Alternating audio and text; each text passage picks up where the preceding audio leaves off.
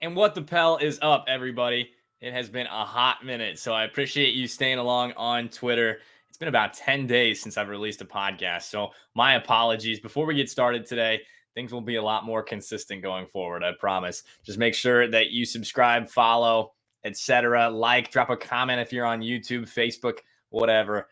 Just engage with us. We really appreciate it.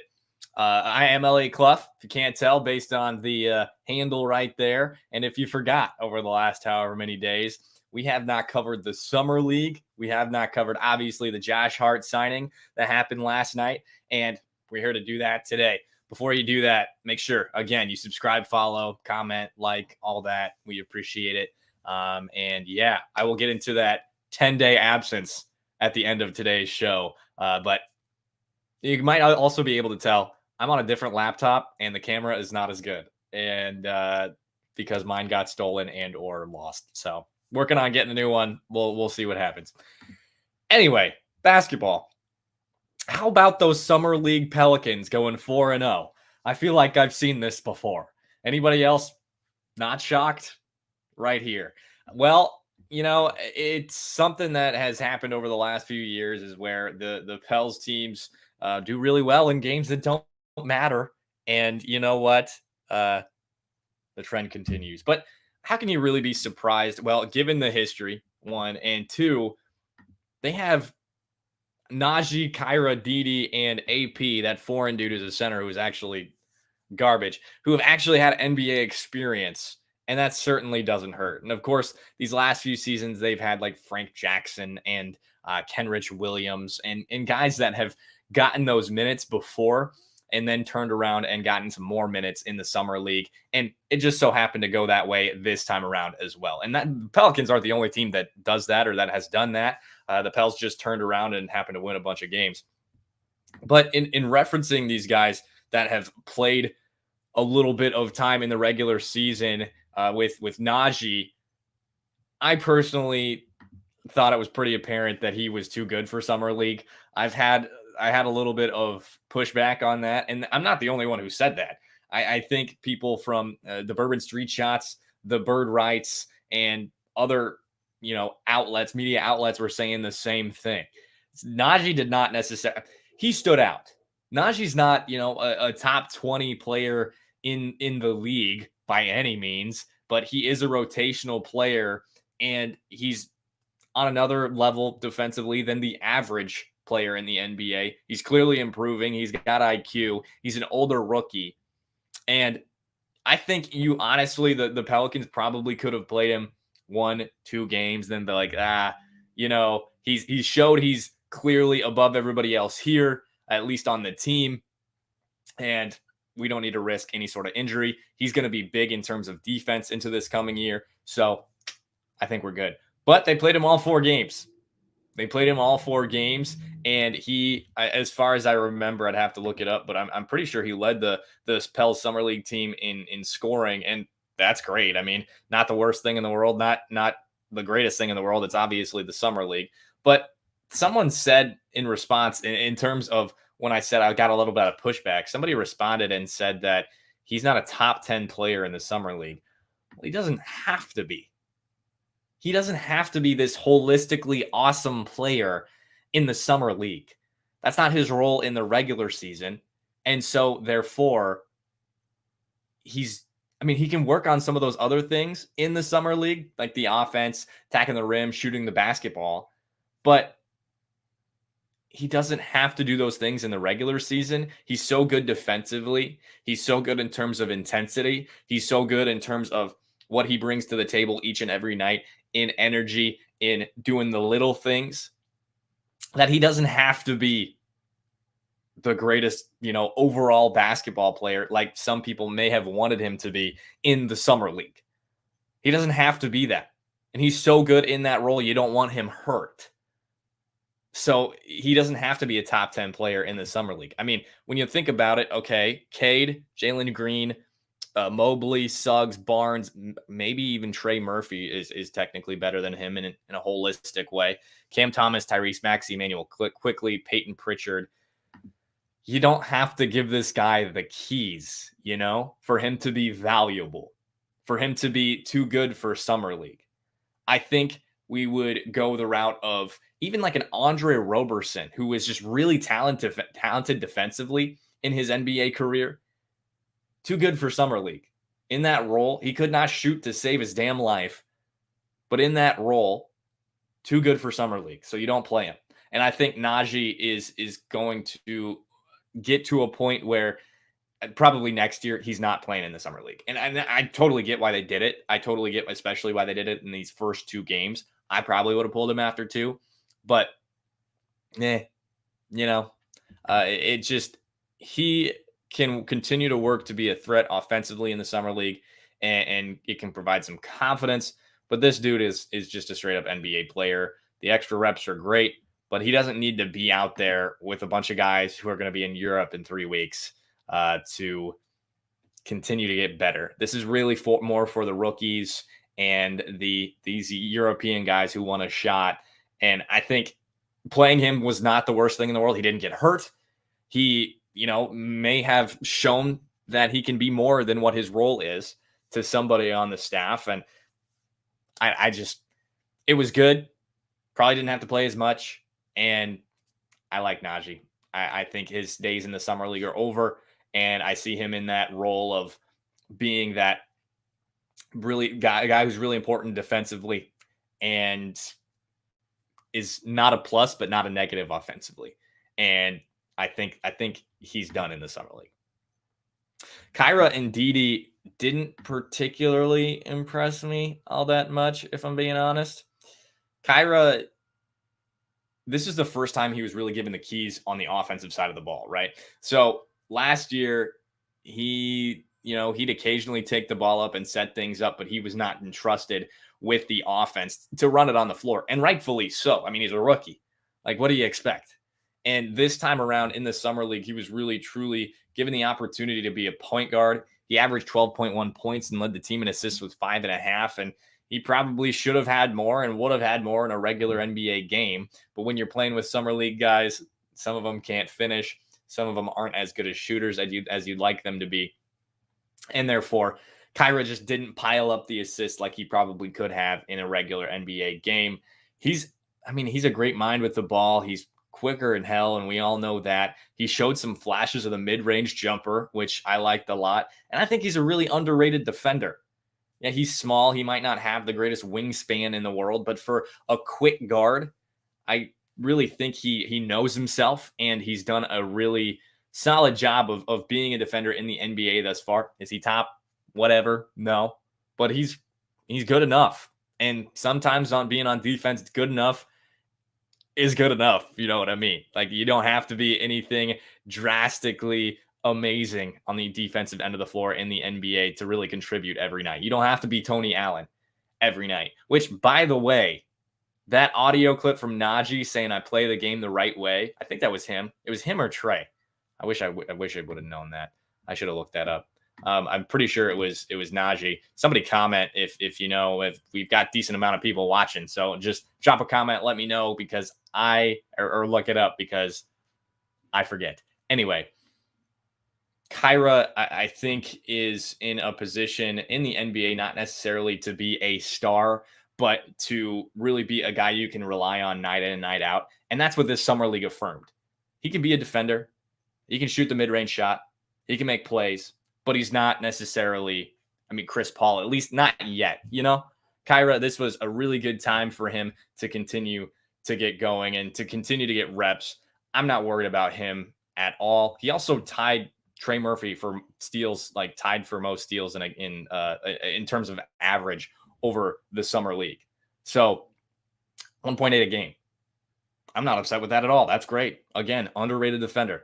I think he knows what he's doing. He's not He's not Lonzo. He's not Drew, but he's underrated, and he's continuing to get better. And I think he's either still 19 or he's turning 20. So no rush on Kira Lewis at all, in my opinion. And then particularly Didi Louzada did not, I think, impress anyone over the Summer League. It was a little discouraging to see what we got from Didi. And again, for those of you who are listening, you can comment. Would love to see what your thoughts are on the Summer League and if you have any questions for me. So Didi, we heard that he had been working on his jump shot with Fred Vincent all summer. And this is one of those situations where actions speak louder than words, right? We did not see anything really that made that apparent. At least like we did with Lonzo, like we've done with Brandon Ingram. It wasn't in your face, right? Didi Louzada was not great from three. He was not great in a lot of ways. Obviously, we know what he's capable of defensively. And I've mentioned this before. You hear about active hands. Well, Didi's active feet. That dude is ready for anything, ready to change angles at any point in time to be the type of defender and force an offensive player in a certain direction where they don't want to go. And I love that about Didi. But the dude is just not there offensively. There's a complete lack of confidence, and he just has this fixation on attacking the basket rather than shooting the basketball. And in this sort of system, and in the time with Brandon Ingram and Zion Williamson, he's going to have to be a spot up shooter. He just is. And the numbers weren't great in the NBL. And if he's going to really improve that, he's got to continue to work with Fred Vincent. Didi just officially, the Pelicans made it official. They announced that he had signed that extension to play. He's locked up for a little while. Same for Billy Hernangomez. And again, I like Didi, and it's the same thing as I just said with Kira. I'm not necessarily worried. I'm not saying the sky is falling because that is not me when it comes to the Pelicans. That is not my niche. But it wasn't particularly impressive, and it wasn't particularly something that makes me excited about Didi. I was really hoping he would step out in the summer league and say, I've had NBA minutes. I've seen this now. He knows English so much better than he did when he was drafted. And I've been working with Fred Vincent and just have that up here. And also know that he's out there with Kira and Naji, who he's also played before. I really was excited about seeing Didi in the summer league, and it was very anticlimactic. And Nola, Lulzy, you hit it on the head right there. Hard to see Didi playing unless a number of guys go down. I completely agree. I just don't see it. And I think he's definitely at the end of the bench more with the two-way guys than being a consistent rotation player in the NBA. Because if that shot is not falling, if he's really that raw offensively and it's in minutes that matter, you're not going to play a guy that can't shoot. You're not going to play a guy that is that much of a negative offensively. And that's for right now. Again, sky is not falling. Sky is not falling. We could all be shocked. He could continue to improve and be really high value down the line because his defense is awesome. And we know Griff loved him in the second round when they took him. So they're not going to just let him go. Obviously, they signed him to that extension. And maybe he's a trade piece in the future if another team believes in him. But right now, there's not enough from Didi to fully believe that he is going to play for the Pelicans in this coming season. And now to transition to some of the new guys, we'll talk about everyone's favorite in a moment here. But first, we'll start off with Jose Alvarado, the undrafted point guard out of Georgia Tech. I was really impressed. I saw that the Pelicans picked him up as an undrafted player, and I was like, okay, maybe he'll be around for the summer league, and we'll see what happens. They'll probably get somebody else on a two-way. And no, they took on Alvarado on the two-way, and he's there with, I think, I'll have to look up the other guy's name, as I tweeted about him about last week, I believe. And I really loved what I saw from Alvarado over the summer league. I mean, I mentioned Kira not necessarily being Drew Holiday, not being Nah. And you could probably say the same thing about Alvarado, but I loved Alvarado's perimeter defense, man. He's not long. He's really short, compact, doesn't have a great frame. But that dude is intense on the defensive end of the floor. I loved what I saw from Alvarado. Is he a star? No. Is he going to receive consistent minutes this season? Again, same as with Didi, is if a number of guys go down, maybe. I love what we saw from Alvarado in the summer league, and he wasn't, a top 10 player necessarily on in the summer league or in a top 5 on the team for the summer league. But what I'm saying is that he's got that grit, that tenacity, that perimeter defensive intensity to impact games and show he wants to be a part of a game and influence it. And he doesn't have to play big minutes or minutes at all this season. And he will, I think he's really earned a spot on that two-way. He's not necessarily a shot creator or creator for others on offense, at least in the NBA either. But if he ends up being a TJ McConnell type, sign me up, dude. TJ McConnell has value in the NBA. At one point in time, when I was in college, I said TJ McConnell was the most underrated player in the NBA, which now that I cover the NBA and the Pelicans on a regular basis, probably a stretch. But I would love to have a TJ McConnell on this roster. We saw what he did to the Pelicans this year. I don't want to go into that Pacers game because too soon. But if he can be that guy who's, 9-10 guy on the bench and come up and just screw things up for the other team's offense and be an irritant, be the guy who's in your face and irritated, not able to play your game when Alvarado's defending you. He just picks the ball away and it's like, how the hell did that little guy just get the ball away from me, get the ball and disrupt our offense? And if he can be that, sign me the frick up. I'm done. Down. Let's do it. I'm in.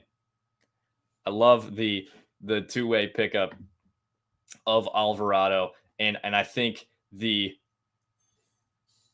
I think he can be really a lot of help on the defensive end and really the offensive end with practice. I mean, he can just get up in the face of the guards, of Devontae Graham, and just piss them off in practice and make them used to that type of irritation to where if they don't receive it, it's like, game on, let's go off.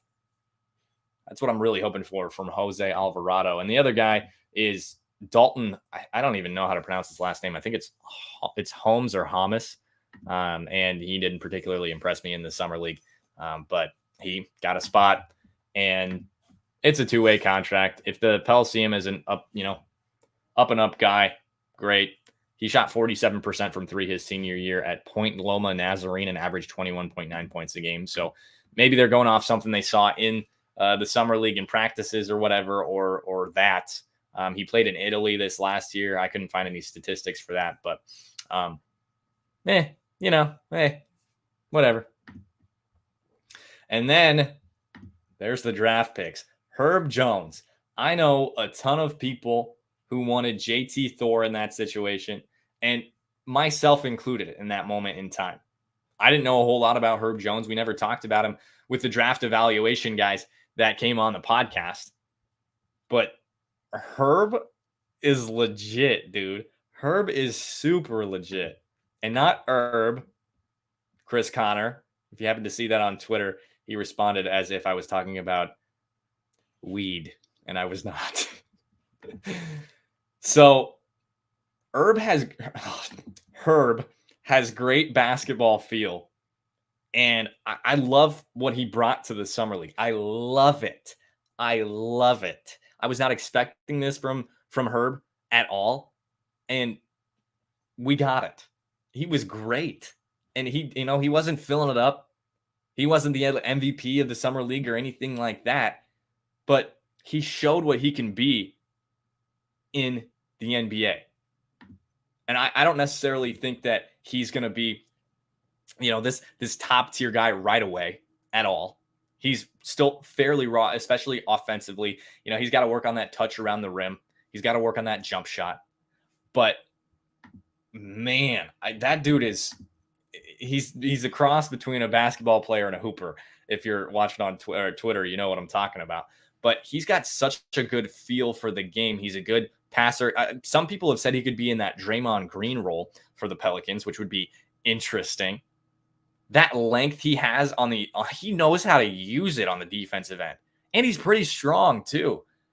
And having him and Kyra Lewis, both guys from Alabama, I like it. He can create. And he's shown he can make shots and flashes. He's not a great shooter yet. And again, Fred Vincent is the cure-all. So we'll see what happens there. But great instincts. And if anything, if you're just watching basketball, nothing about the game. It's like, that dude is fun to watch. I like watching that guy play basketball. He's an athletic freak. He's got the bounce. He can work on that jump shot, like I said. He's awesome defensively. This quote from Trey Murphy, I loved it. He said, I literally call him straitjacket. Whoever he's guarding, don't even worry about them. I just love Herb as a team to come. So he's a top tier defender. He is a stopper. And he's a guy you can throw in to the lineup and say, go, I don't know. If they're playing, let's say, I don't know, the 76ers, go piss off Tobias Harris. Foul him a couple times, defend him really well. Let's get going.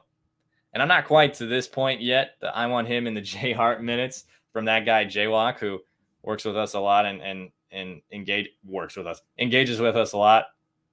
I'm not quite there yet. Josh has been in the league for a while. He knows the league. I think I could get there probably in the next 2 years because Herb has to actually play some NBA minutes for me to say that right now. And so that's where I'm at. And we'll talk about the Josh Hart re-signing in a moment here. But now for the man of the hour that I wanted to give a little extra time to talk about. Dude, Trey Murphy might be the steal of the draft. There are not 16 players better than Trey Murphy in this NBA draft. There's just not. No way in hell. Not even close. I said this on Twitter. The thing about taking Trey Murphy at 17, trading down to 17 to get him, and then you also get Jonas Valanciunas in exchange, is that at 17, middle of the first round, you don't have to take the big swings. You don't have to take the home run swing like a lot of teams do in the top 10, like the Kuminga grab.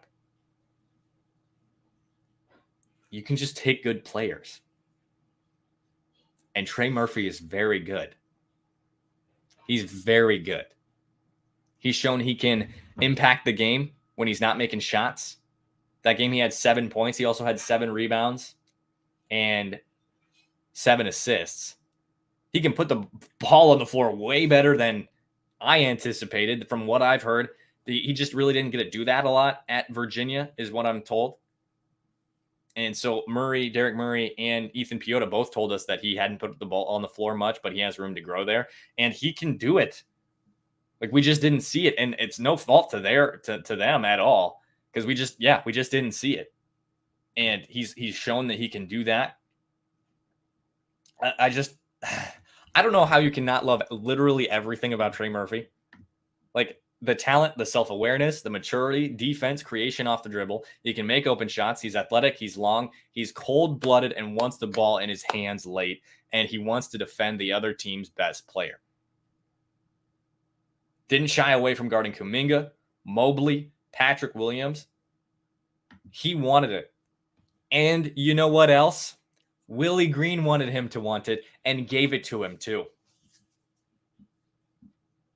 Isn't that shit awesome?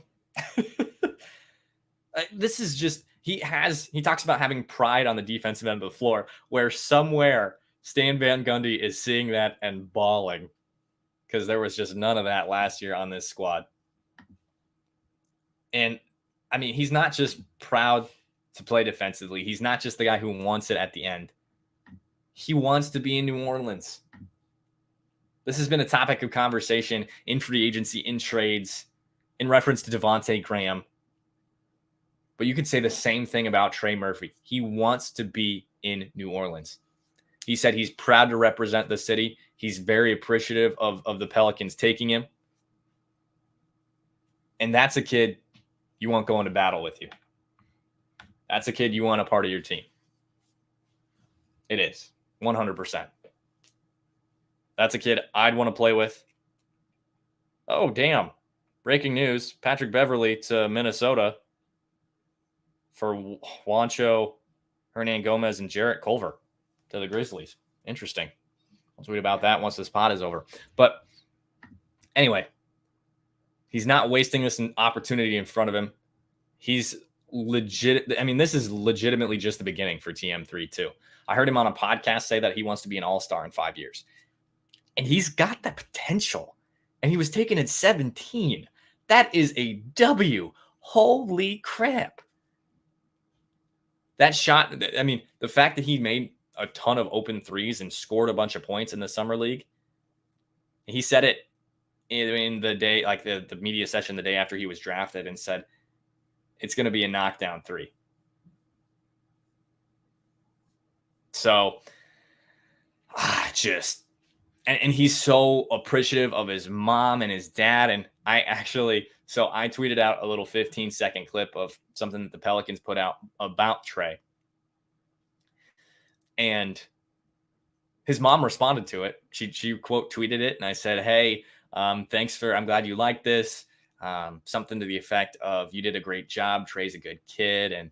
And she responded and followed me and said, thank you. And Trey made it easy. And he's just a good kid, and he's smart. And this is the other thing. And I'm going to this is from the Noble and Rouge podcast with Ball is Life. Trey said on this podcast that he was 5'8" and 160 pounds or something, maybe 130 pounds.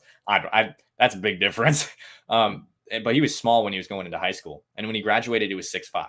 And right now he's 6'9" and just 21. So he could continue to keep growing. That would be crazy. With the type of touch he has, he was just the 11th player in college basketball to ever go 50, 40, 90. Shooting percentages. That's pretty sweet, if you ask me. And he's freaking 6'9". He knows how to use his length. He said it about Kuminga as well. When you're playing against a guy like that, if you're going strength for strength, he's going to beat you, but I had to use my length, and he used it so well. He put his chest into him, put his arms up. Man, I just love that kid. Love what he's bringing to the Pels. And we'll talk more about Willie Green as well, but probably should wrap this up here. Last thing I'll say, I guess, is Josh Hart signed that 3-year, $38 million contract. I really thought it was going to be a sign and trade sort of scenario where he and Tomas Satoransky and like maybe a second-round pick or something like that went to the Kings for Buddy Hield. Not happening now, at least prior to the season, maybe at the trade deadline. That's a very tradable contract. We'll see how it's structured going forward. It's a very tradable contract. Satoransky's a tradable contract. You got those picks too. Obviously, you don't want to have to give up as many picks as one would think at this point in time. Giving up picks adds up. You don't want to do that when you've got this bevy. And for guys like Devontae Graham, who is great, it shouldn't have been included in that trade, in my opinion. I'm excited about Devontae, but you can't give up picks like that. Anyway, Hart, 6'5", gritty guy who brings it every night. And you're going to have him. You're going to have Naji. You're going to have Nah. You're going to have Herb Jones defensively. That's pretty good. Josh Hart, a great defensive rebounder as well. The way it looks to me is it's going to be probably Devontae Graham, Brandon Ingram. Shoot, I think it's going to be Devontae Graham, Nah, Brandon Ingram, Zion, and Jonas Valanciunas as a starting five. And then you bring off the bench Josh Hart, Naji, Trey Murphy. If you want to go a little deeper, hopefully Jackson, a little bit of Billy, and then you go from there. Tomas Satoransky, Garrett Temple, probably going to play a good amount of time this year. We'll see how it shakes out. The roster is full, and by the sounds of it, with the roster being full and kind of overly full, it seems like Wenyon's going to get cut, but we're not going to address that until it happens. Not speaking that into existence, because y'all know I am a Wenyon stan to a T. That is who I am. So, but I don't hate bringing back Josh Hart. I would have gotten infatuated with Buddy Hield like a lot of you did over this stretch of time. I think it would have been really fun to see Hield on this roster rather. And it'll be all right. Josh gets up to hopefully 38% from three. And, he does everything better than Buddy, in my opinion, other than shoot the basketball. And shooting is very important. So I would have loved Buddy, but Josh is a good basketball player. That's all you got to do in the NBA. Get your superstars and surround them with good basketball players. And then you will hopefully win games. We'll see, depending on the defense of Zion and Brandon Ingram. And last thing, for those of you who follow me on Twitter, you know that I tweeted out it had been a difficult week for me. It's been very difficult for a lot of reasons, which I won't get into on the podcast. But for everyone who responded and sent some goodwill my way, prayers, thoughts, vibes, whatever, I just want to say thank you. And it was very overwhelming, the response. You didn't have to respond the way you did Pel's Twitter, but you did. And I want to say thank you. And I'm very happy to be a part of it. And, they say social media is negative. It's all negative about social media, but that type of response from people I've never met in person before was pretty cool. So thank you. Lastly, make sure you subscribe, follow, like, comment, all that. Whatever you think about the Summer League, whatever you think about Trey Murphy, Herb Jones, the other members of that Summer League squad, and the Josh Hart re-signing, what you think about that as well. So, folks, thanks so much for tuning in today on Pelicans Plus. Once again, I am Elliot Clough at Elliot Clough on Twitter, and this was Pelicans Plus.